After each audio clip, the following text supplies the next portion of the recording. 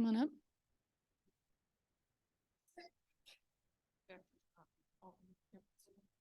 Do we have to go shake their computer? So maybe shake it. Do you want to use a microphone or no? Okay, I'll go shake the computer. It's on this end. Yep, back and forth.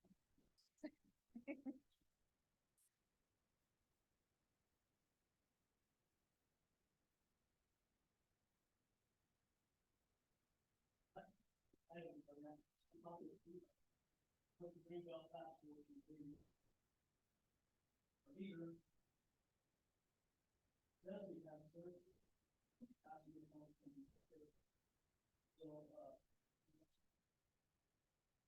So, other things might be forward to the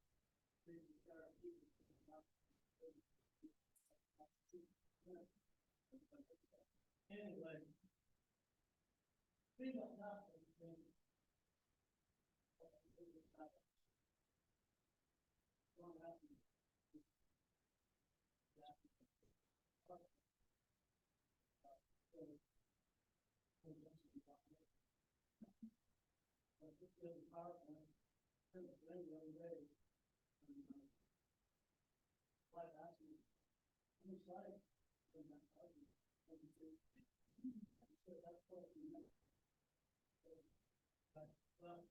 I'm going to skip into it here.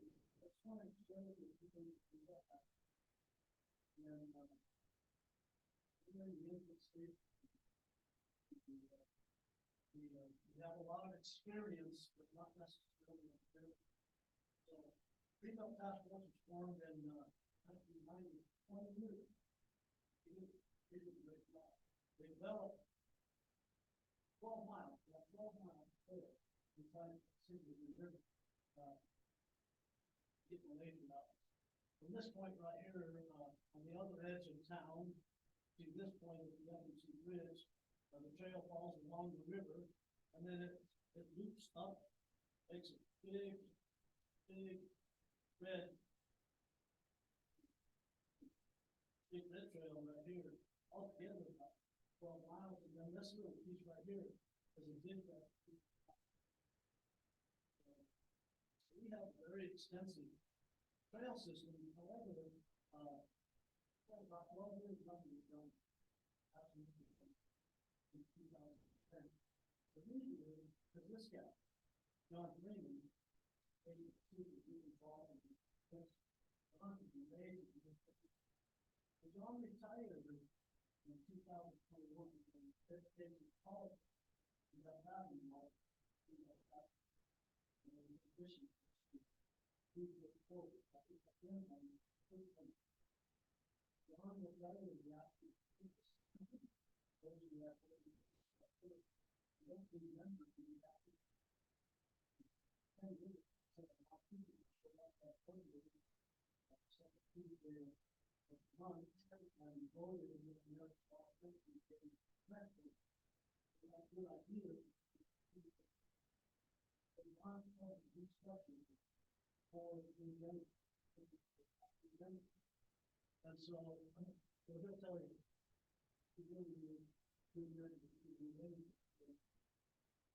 so the process began from John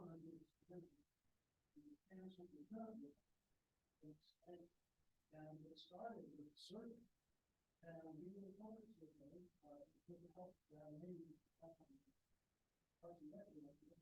so we put out surveys in the community and asked the difficult survey questions about how to do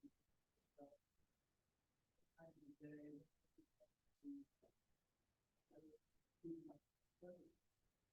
and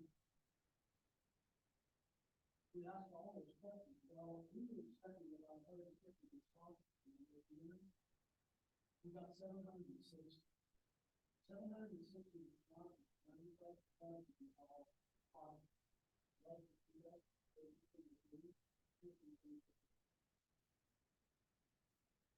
the three, number one big thanks to so we currently teamed up with a child in Greenbelt, but we speak $770,000 project.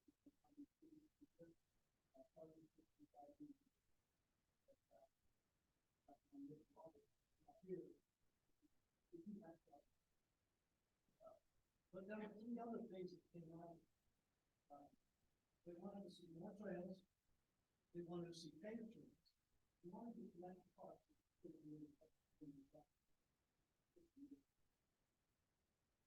So we haven't solved that one yet. They want to see trails and open space. The one that we never lost. You can get anywhere in your limit to talk about one of the and I'm not talking really when they come. So, trails and open spaces it is a challenge. However, to do this, we had to put together a master plan and survey it through master plan.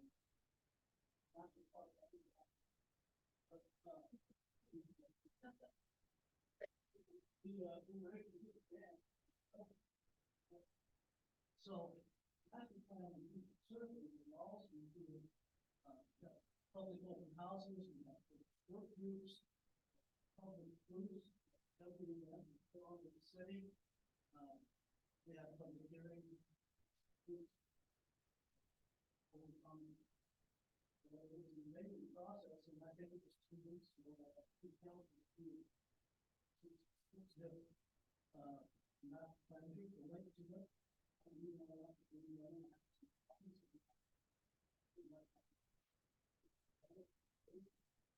now that plan pretty rock, it's changing. So that's the plan is 82 miles of different states. Concept. This is one that connects Green River to the town of Jamestown across the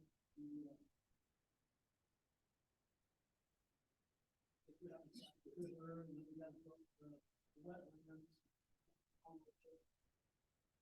Here's one that connects goes on the east side, and I said that involving this little trail right here is no longer part of that point.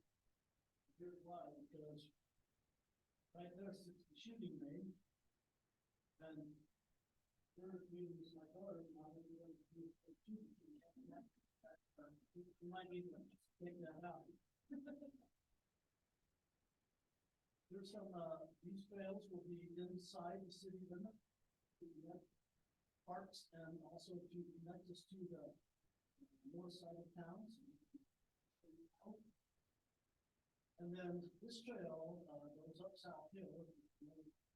Goes up South Hill, and this loops out and connects back to western town.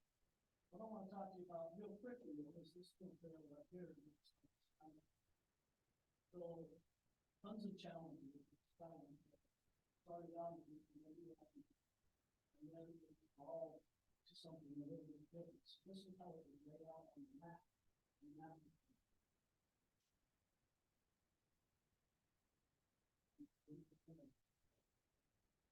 So anyway, that trail was all to 4.1 miles. Soft surface trail.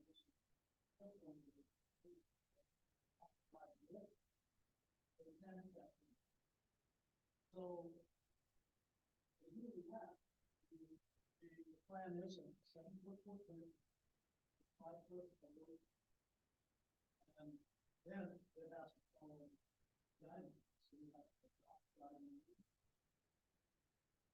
Or has to be but the goal is to have to guide that.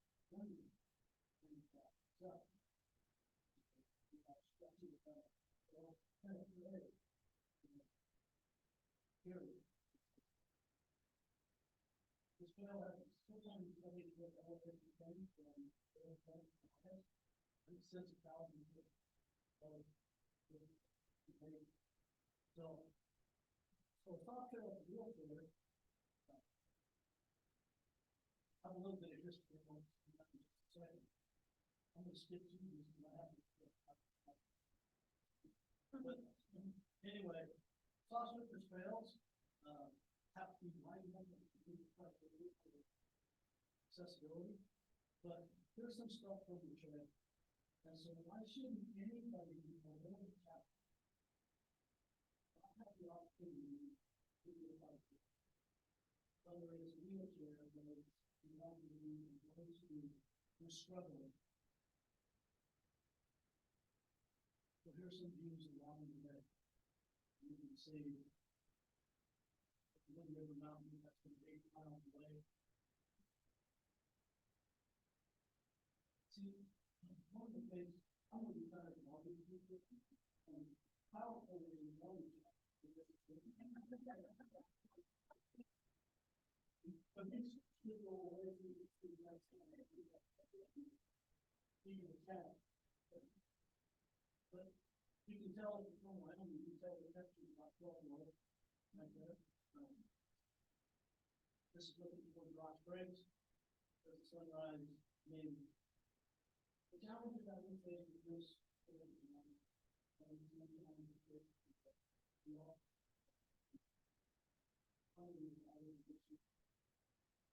in this case, we have to do it so many ways. We don't 5 line number from this trail. We really need to do this. The big question is how we build it. And then the last one is how we build it.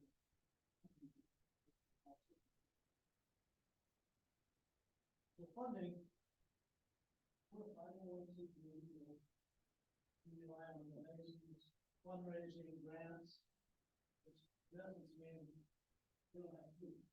Right? We didn't have $1,000 to take in the cost.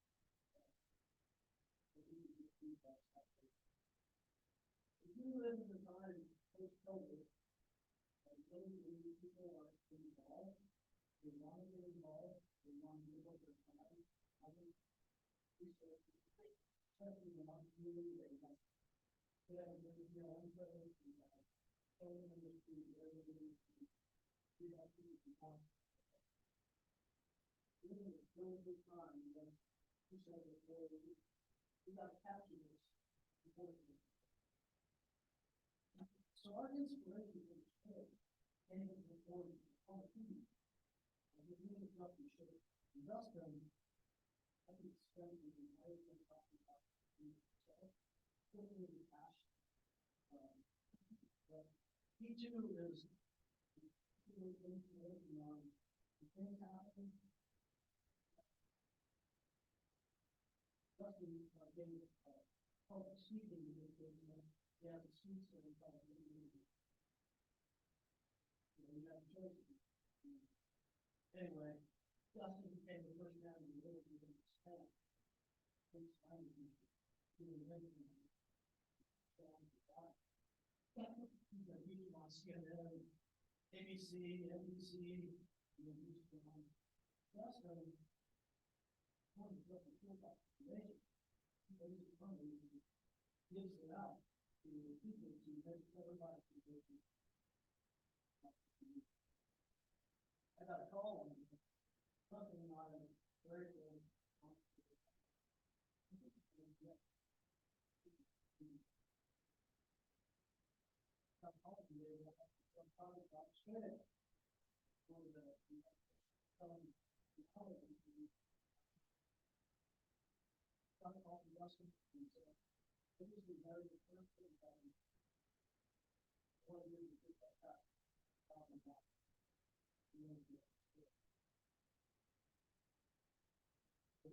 We are sitting on that money, and we just see what happens.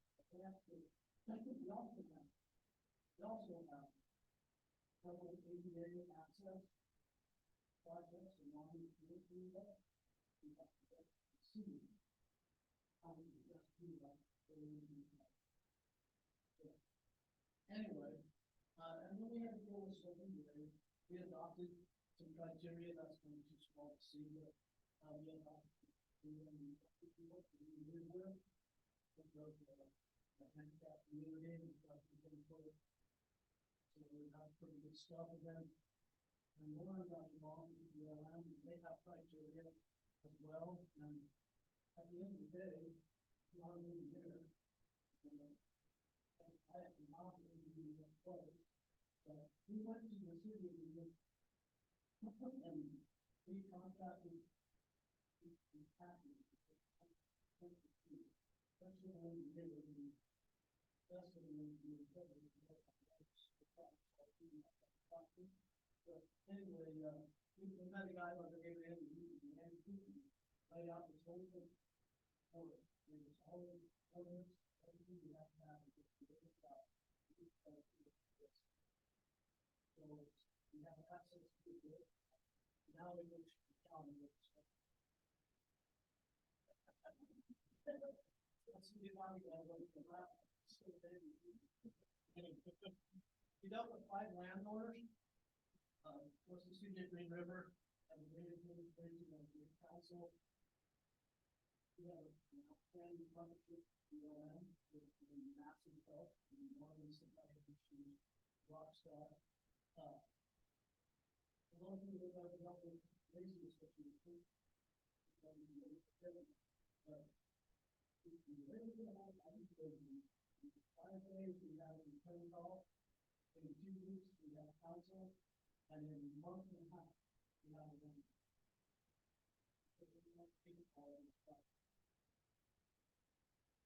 Walking around the community college, back in my lab of PowerPoint school, at my house with my girl. And then, and we dealt with one private land. We had one make this work, and we wanted to say, after it, we wanted to say, we got to play the road piece of it. But first, I play the road, so the friend, you know, like, we were on the right land. And right land, we were talking.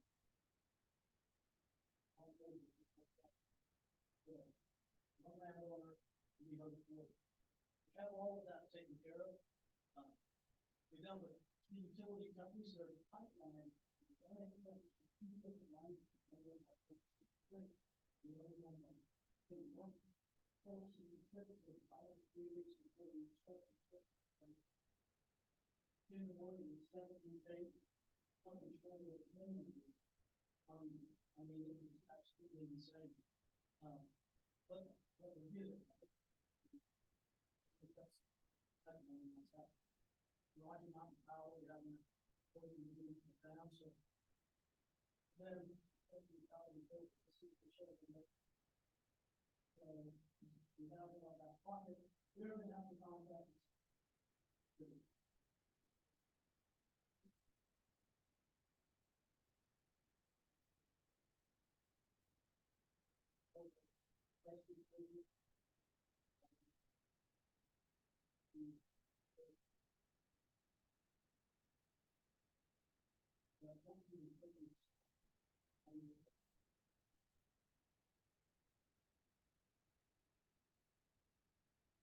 Contract all of that out, but then as suddenly the last time I got it's not even anyway, with that. The one thing involved with you, overall, you have to put it in that, so we take the best notice. So we contact our FFA and the Mountain Club, student council, NHS, we have we have local church groups, and then we have and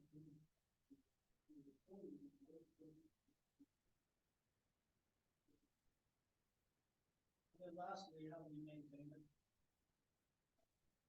But we want to these people service further, but I know we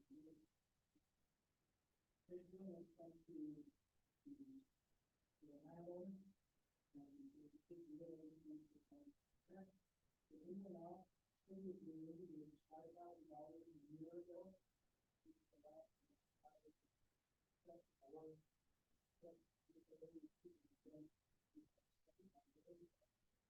And then, besides the MLE, compensation, we come to not anything.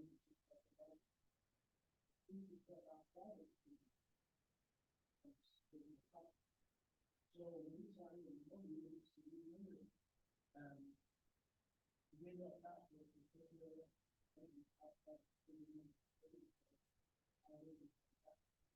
so we went to the local rec board.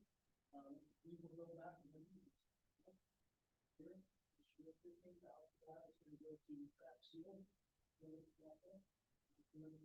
Right away, 10,000 in lighting. We have some in evenings, and 5,000 so then we went to see the requesting $30,000 annually that we can use 15 of that is going to go into continue on the maintenance. Anyway, the planning fund is the legal subcontract, anything that's made, you are only working on the major stuff about that. We don't know what that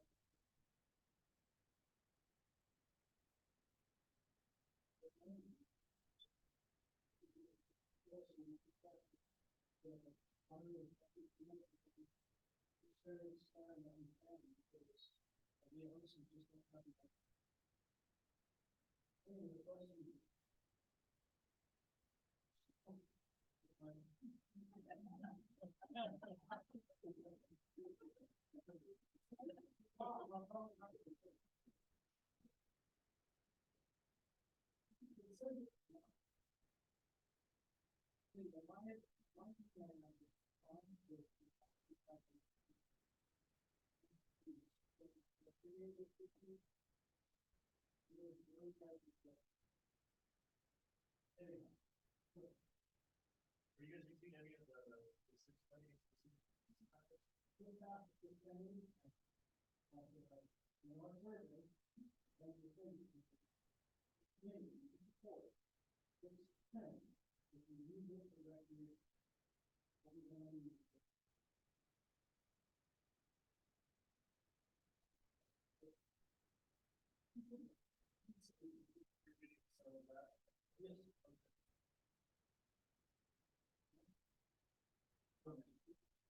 Great presentation. That's inspiring to see if you organizing like that or the proper partners you have. I've noticed over the years, Green River is really fully embraced on the website from the city, the front page, kayaking, mountain biking, all these things that are pivot to a town like that, South family, so really inspirational.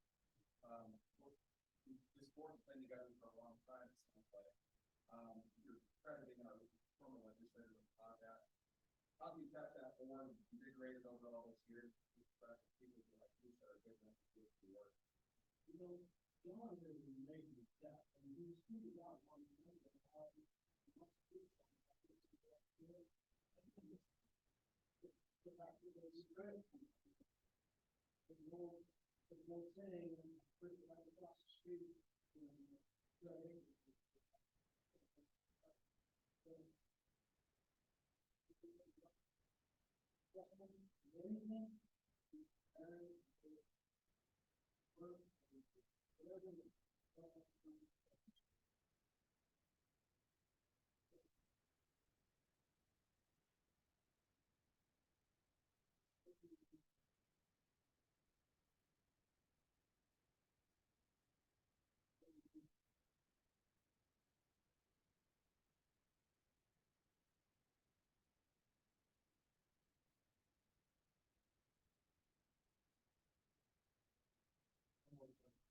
The technical assistance program we talked about like that. You like the process, you like how did they what level of involvement do they have drafting So I'm more than involved in the initiating of that and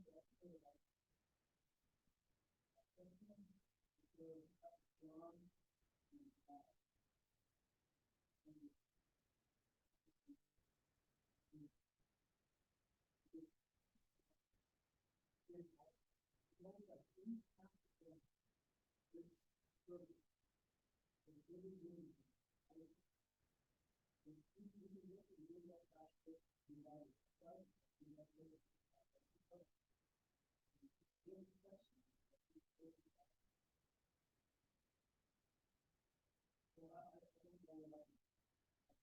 I'm just curious for other communities for large scale planning efforts that could involve that.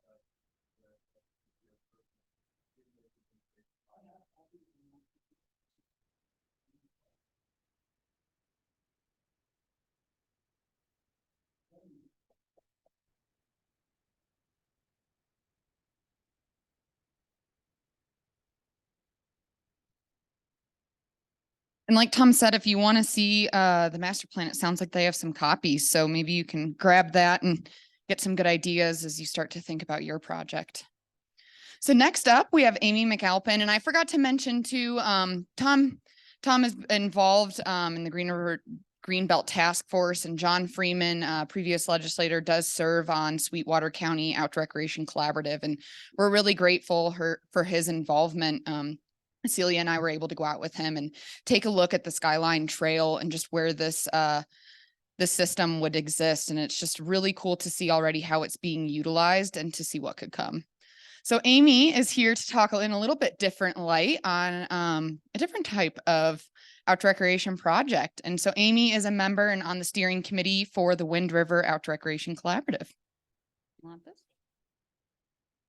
Perfect. I'm not sure how this is going to go since I need usually both my hands to talk. I sat thinking which hand would be best if I used my left hand more. So my name is Amy McAlpin. I'm the executive director of the Lander Cycling Club. Since 2008, the cycling club was completely volunteer driven, and they hired me in December of 2021. And I've spent the last year and so many months really learning a lot about what the history of cycling and development in Lander has looked like for the community and the club. As you've already heard from a lot of our really important partners in Lander, we have identified cycling and/or pedal-powered transportation as a community value. It hasn't always been that way, and Johnny Behind the Rocks is a great example of how not to start. So around 2000, rogue trails, not just cow trails, appeared at Johnny Behind the Rocks recreational area. It was long known of as a party spot for local teenagers. And if you have teenagers or have been in any teenagers' bedrooms, you know they're not that great about cleaning up after themselves. So there were a lot of problems at the site, and we are really blessed to have an amazing person in charge at the BLM in our county or in our community. Jared Oakleaf is a champion of open space. At that time, there were 2 staff members responsible for 2.5 million acres. We all know, we work in this genre. We know that land managers do not have all the resources that they need. We have to partner and be collaborative and allies for each other to maintain and protect what we as people in Wyoming understand is one of our greatest assets: open space, public lands. So when those rogue trails were discovered, Jared reached out to his friends in the cycling community, and punishment was not doled out. Collaboration began, which 23 years later has had some amazing, really productive and valuable results for our community. So, larger topic, we've been talking about where does recreation and conservation come together? And there was a really great article. It was an op-ed from, I think, 2018, and it was called "Your Stoke Won't Save Us." And it came from land conservation and the struggle to provide the resources for recreationalists, with this lack of awareness of what it took to provide these properties, these vast, enormous amounts of open public lands. So now I think we've evolved, and I think actually Wyoming is uniquely qualified to answer some of these questions and debates. And I'll point to the Office of Outdoor Rec as an example. The last couple of days, we heard from a lot of different vantage points, Nevada and Colorado, and we have some different examples, Utah. Offices of Outdoor Rec being housed in economic development and tourism. So if you think about economic development and tourism, they're marketing these assets of public space. Utah is a great example of how that can go wrong. So if you don't have the voice in the room of those land managers, those conversations are so crucial to protect these spaces and to develop recreation in the right locations that sometimes that voice is not even in the room. So amazing marketing programs, amazing marketing efforts have overwhelmed a lot of these really sacred and beautiful public spaces to death. They've been loved to death. And Wyoming, with its connection to land managers and the Outdoor Rec Office in full collaboration with those people tasked with managing millions of acres, I think puts Wyoming in a place of a much more collaborative and successful model of recreation and conservation coming together. So Johnny Behind the Rocks, 2,000, 2.5 million, 2 staff members, rogue trails. The cycling community got organized. The club formed in 2008 in our friend Scott Van Orman's garage. And today, 15 years later, it's 11 board members, 173 annual households who support with annual memberships. It's a part-time executive director. It's thousands and thousands and thousands, literally, of hours of volunteer work.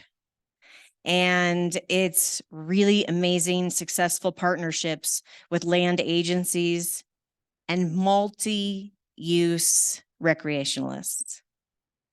The cycling club puts in annually 1,400 plus hours of volunteer work a year in Lander.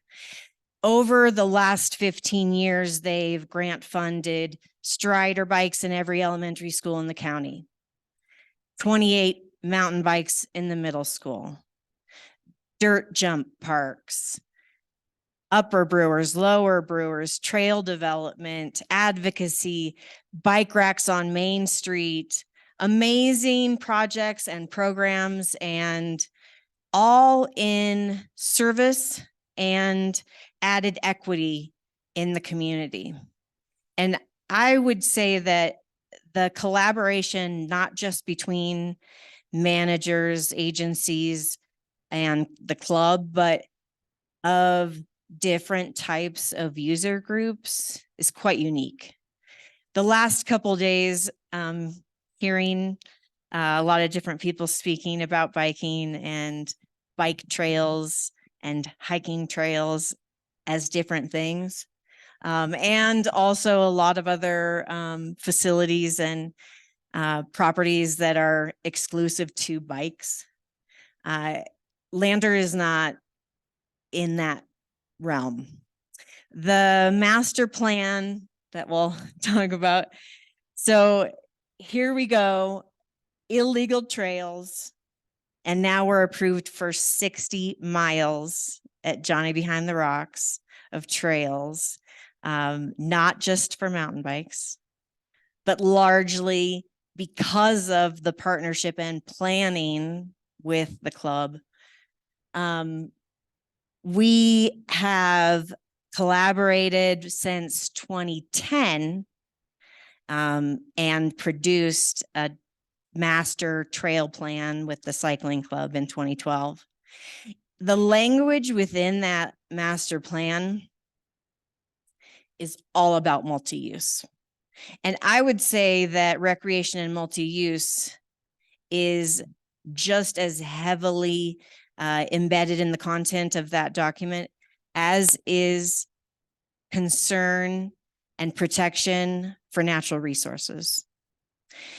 The fact that a cycling club could come forward with language that addresses habitat and wildlife, seasonal closures, protection of cultural assets, historical surveys, really speaks highly to what I believe has made this partnership and partnerships with the Forest Service, state lands, city property, county property, to be so robust and productive, is because as mountain bikers, we're a lot of other things. We hunt, we fish, we hike, we skateboard, there's lots of different ways to recreate. We understand that, and we value that.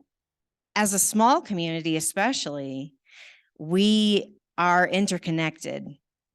We've been really fortunate to have a lot of really highly skilled board members and volunteers over the years, wildlife biologists and engineers and all kinds of different areas of expertise that we've put into these agreements and these documents.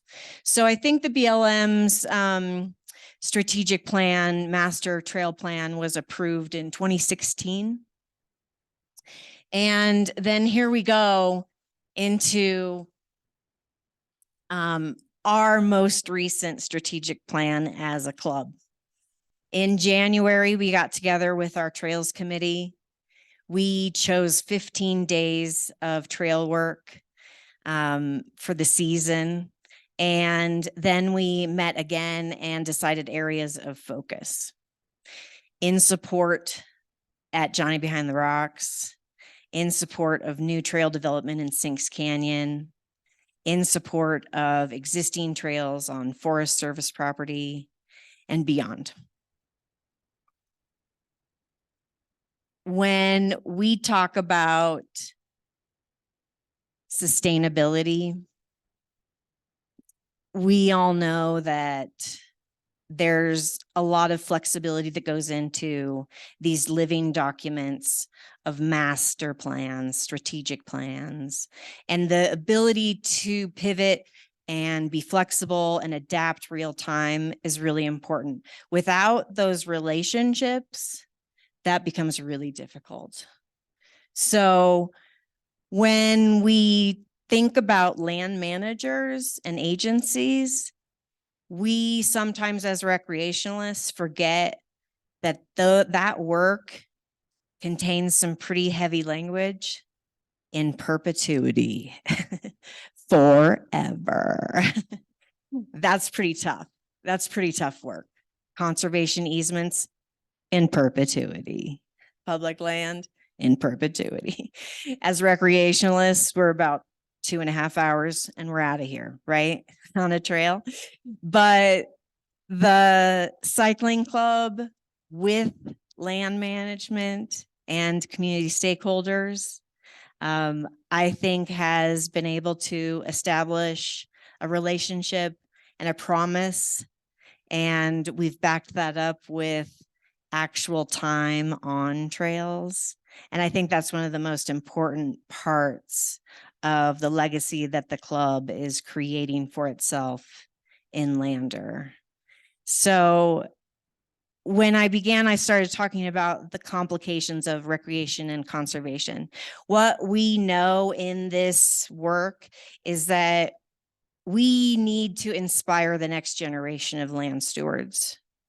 And if we can get kids out on property trails, whether they are with a class, whether they're with their family, whether it's through special events or clubs, we won't protect what we don't know, and we won't protect what we don't love. And we don't have that opportunity unless we interact with that asset. And trails are a way to engage that next generation of trail stewards and also protect what is actually a legacy of our communities, our state, and our nation. Thank you so much.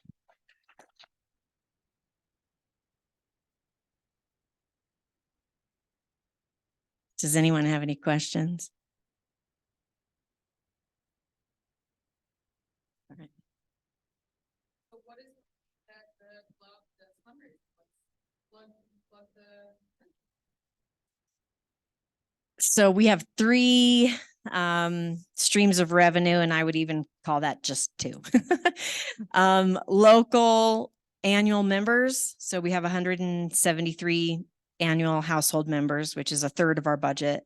Another 1/3 of our budget is community giving. The Lander Community Foundation is really super supportive of local nonprofits, and that's 1/3 of our operating budget.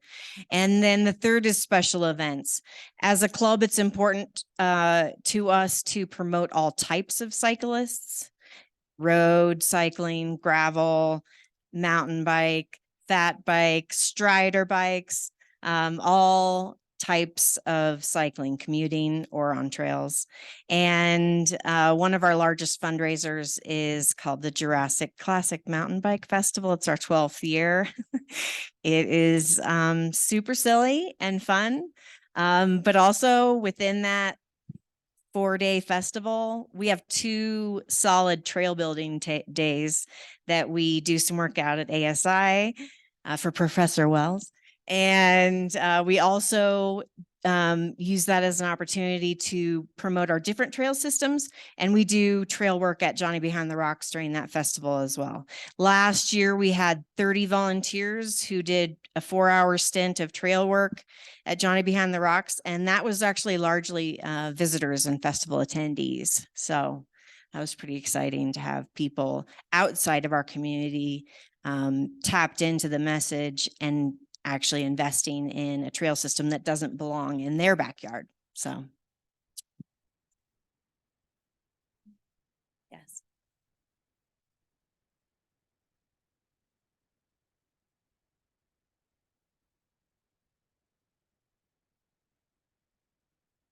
That is completely up to you. The activities that we do, group rides, trail work, events, there's tons of opportunities for people to get involved, and it's not a pay to play model. Thank you.